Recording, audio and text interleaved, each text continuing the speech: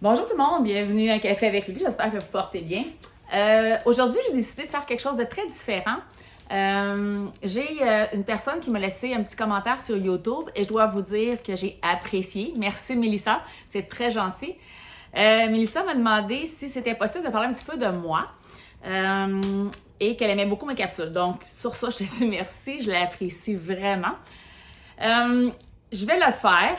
OK? Mais je ne pourrais pas vous faire en une fois, ça c'est sûr, parce que j'ai 51 ans. Fait en 51 ans, ou excusez-moi, on en fait des affaires. Donc, je vais essayer de vous en faire 4 capsules d'à peu près 10 minutes. Fait qu'on va y aller par phase. Donc, je suis une petite fille de campagne qui a été élevée par des parents très modestes et qui, pour eux, la nature, c'était prioritaire. Et disons que dans ce temps-là, ben, c'était... on n'avait pas les moyens comme aujourd'hui on a eu. En tout cas, je vais parler quand j'étais plus maman avec des enfants. Mon papa avait Ma maman avait 3 enfants et mon papa avait moi et maman qui ont fait un bébé ensemble. Puis c'est moi qui ai sorti de là. Donc, c'est ça. Et on avait à cultiver nos légumes pour l'hiver et on avait des poules avec des œufs et compagnie. Fait que quand je parle de campagne, c'est vraiment la campagne.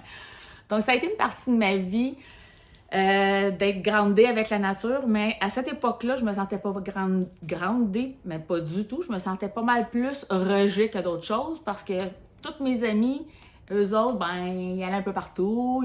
Ils pouvaient jouer au baseball en équipe, puis en tout cas, ils faisaient plein d'affaires. Mais moi, la seule activité que j'avais, c'était de nettoyer le jardin, faire le gazon, faire ces affaires-là. Là, tu sais, 12, 13, 14 ans, là, ça trippe pas fort, là, tu sais, de faire ça. Donc, ça a été ça, ma première partie. Après ça, est venu l'âge de l'adolescence. Mettons qu'aller en 6e année, j'ai été un peu rebelle, mais une rebelle qui cherchait toujours à défendre les autres qui faisaient de la Ben oui, parce que dans ce temps-là, pour moi, le moindrement que quelqu'un se faisait intimider, j'aurais pas pensé que c'était cette personne-là qui intimidait l'autre. Mais non, c'était elle qui intimidait, puis elle venait me voir, hey. Fait que c'est ça. Fait que moi, j'ai été la personne qui allait au-devant de tout le monde pour les aider. Donc, ça m'a suivi quand même plusieurs années. Rendu au secondaire, ben, j'étais pas mal comme toutes les ados, là. Mais non, c'est vrai. Non, j'étais pas comme toutes les ados. J'étais comme l'ado qui voit tout le monde qui a plein d'amis, mais qui a peur de se faire mettre de quoi dans son verre d'eau, tu sais, genre, là. Fait que je restais loin du monde parce que, justement, j'avais pas beaucoup de notions. Mes parents, ils étaient pas dans le même dynamique d'âge que moi, donc c'était pas le genre de discussion qui se prêtait avec nous autres, de nous aviser, de nous informer. C'était comme, non, c'était très, très basic. Fait que j'ai passé une partie de mon adolescence, le jeune, mettons, aller jusqu'à 16-17 ans, à pas faire grand-chose de ma vie. On va dire ça de même. Ben, non, c'est ça. Aller jusqu'à temps que je commence à travailler. Après ça, ça a été bon. J'ai travaillé dans différents domaines. J'ai travaillé dans pharmacie. J'ai travaillé dans une cuisine, dans un club de golf. J'ai fait quoi? J'ai travaillé dans la pharmacie, je l'ai dit, mais j'ai fait tous les départements qui existent dans une pharmacie.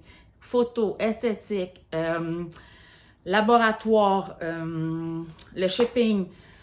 J'ai passé toutes les sphères de la pharmacie. J'ai fait ça pendant plusieurs années. Et quand il est venu le temps de penser à la progéniture, ben, je travaillais encore en pharmacie du côté de la Rive-Sud, parce que je suis une petite fille de la Rive-Sud. Donc, c'est ça. J'ai commencé à travailler, c'était plus précisément à Saint-Lambert. Et à ce moment-là, je demeurais à Chambly. Et on a eu, moi et mon conjoint, 2 enfants, 2 beaux enfants dans le temps. Ils étaient beaux. Aujourd'hui, ils sont extrêmement beaux. Ils sont natifs aussi de la Rive-Sud. Et je dirais qu'aller jusqu'à l'âge de peut-être le plus vieux, 4-5 ans, on a transféré sur la Rive-Nord de Montréal. Et c'est là qu'on a bâti notre famille. Donc, on a passé 20 ans ensemble à élever nos 2 beaux grands-enfants qui maintenant le plus vieux est rendu papa et donc moi, grand-maman. Donc, c'est ça. Et on a eu une relation pendant 20 ans de temps. Et ça a été des moments où on a fait énormément d'activités avec les enfants, snow, hockey. En tout cas, on aimait être avec nos enfants puis les accompagner dans ce qu'ils voulaient faire. Et je dirais que quand mon plus jeune était rendu à l'âge de l'adolescence, vers 14 ans, moi et mon conjoint s'est séparés. Pour plusieurs raisons. À ce moment-là, on avait différentes lignes de pensée, puis on ne cadrait plus dans comment qu'on gérait notre vie ensemble. Donc, on a décidé de se séparer.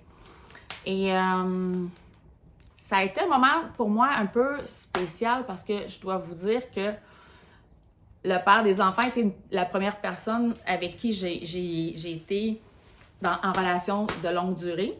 Donc, je n'avais pas vraiment eu plusieurs rencontres et tout. Donc, ça a été une période où ça a été difficile pour moi parce que de me retrouver dans les environs de 40 ans, tout seul, avec un ado, mais à reprendre en main tout. Tu t'es occupé pendant 20 ans de temps de tes enfants, ta famille, la maison, et là, tu te retrouves une semaine sur deux, tout seul dans ton chevaux. Je sais qu'il y en a plusieurs comme moi, vous avez dû trouver ça extrêmement difficile, c'est clair. À toutes les 2 semaines, ben moi, c'est clair que quand mon grain s'en allait chez son père passer sa semaine, la maman restait, elle faisait ce qu'elle avait à faire, mais elle faisait pas grand-chose. Le soir, elle était dans son chez eux, les stores fermés, puis je vous laisse deviner le reste. Donc, c'est ça. Et c'est dans cette période-là que j'ai commencé à connaître le plaisir de la célibat. Un petit peu trop. Mais quand même, ça a été beaucoup d'expériences, beaucoup de rencontres, des belles rencontres. Il y a des gens que je côtoie encore aujourd'hui. C'était vraiment une période extrêmement mouvementée. Et quand je suis déménagée, c'est vrai, quand je suis déménagée sur la Rive-Nord avec mes enfants, j'ai commencé à travailler dans le domaine du manicure. Et j'ai fait ça pendant 20 ans. Et ça a été un métier qui m'a suivi pendant des années, 20 ans, mais qui m'a apporté énormément au niveau des relations humaines, des ressources à aller chercher avec les gens autour de moi. Donc, ça a été, je dirais, un épisode très marquant dans ma vie parce que, veux pas, moi, j'étais une jeune maman, j'avais pas vraiment beaucoup d'expérience. Mes parents étaient quand même assez vieux. Ils n'avaient pas la même vision de vie que nous autres. Fait que j'avais pas nécessairement toutes les notions pour dire que j'ai tout fait pour être une bonne mère. Je doute pas ce que j'ai fait, mais je suis sûre que j'aurais pu faire mieux. Mais en tout cas, si je regarde le résultat aujourd'hui, je suis très heureuse de ce que j'ai pu faire. Je vais me lancer une petite fleur en même temps. Là. Ce que je dis pas, c'est parce que mon fils il est là. Fait que, en passant. Donc, c'est ça. J'ai été très gâtée. Les enfants, pour moi, ça n'a pas été une période difficile. Mes enfants, ils ont été des enfants qui ont fait leur expérience, que je sais pas toutes, puis c'est parfait de même, parce que j'aime mieux pas tout savoir. C'est ça que j'ai appris dans la vie. C'est toujours mieux de se garder une petite gêne. Donc, c'est ça. Fait que ça a été une partie où j'ai travaillé beaucoup dans le développement personnel, la prise de conscience. J'ai été aussi pendant plus de 6 ans représentante pour une compagnie au niveau de la manicure. J'allais à des formations à Los Angeles et tout ça. Fait que je me suis promenée beaucoup. J'ai fait de la compétition. J'ai fait un paquet d'affaires. Et ça m'a amené des belles expériences. J'ai pu voyager sur le bras d'une compagnie, puis c'était pas la mienne. Fait que ça, là, c'est un super cadeau que je trouve qu'on se fait accorder comme professionnel et une belle reconnaissance. Donc ça, c'est la première partie de ce qui a été au niveau de mon cheminement. Donc, eh bien, ceci termine ma première épisode. J'ose espérer que vous avez apprécié. Je pense que je vais lever le téléphone. Je me trouve bizarre tout d'un coup. Donc, j'espère que vous avez apprécié. Si jamais vous avez des commentaires, vous ne gênez pas. Et Mélissa, merci beaucoup pour le défi. Je t'avoue, je pensais pas faire ça, mais le fait que c'est demandé, ben, ça me fait plaisir de le partager. Donc, L'objectif que j'ai à travers mon histoire et la prise de conscience que la vie m'a amenée, c'est d'aider les gens autour de moi qui ont été victimes de violences physiques et psychologiques. Et c'est l'objectif que Un café avec Lulu et Conscience et Café ont combiné ensemble pour aller ramasser des fonds. À la fin de l'année, on va donner tout profit qui aura été amassé sur la vente de produits à un organisme qui aide les gens victimes de violences physiques et psychologiques. Donc, c'est un geste qui nous tient à cœur. On veut le partager à travers le monde si on peut et on souhaite seulement un petit peu de votre générosité. On le sait comment on est capable quand on s'unit en force, on peut faire des miracles. Donc, j'espère que vous avez aimé et je vous dis un gros merci encore. Allez visiter la boutique en ligne et partagez, likez, commentez, amusez-vous et profitez du moment parce qu'on ne sait jamais ce qui nous attend le lendemain.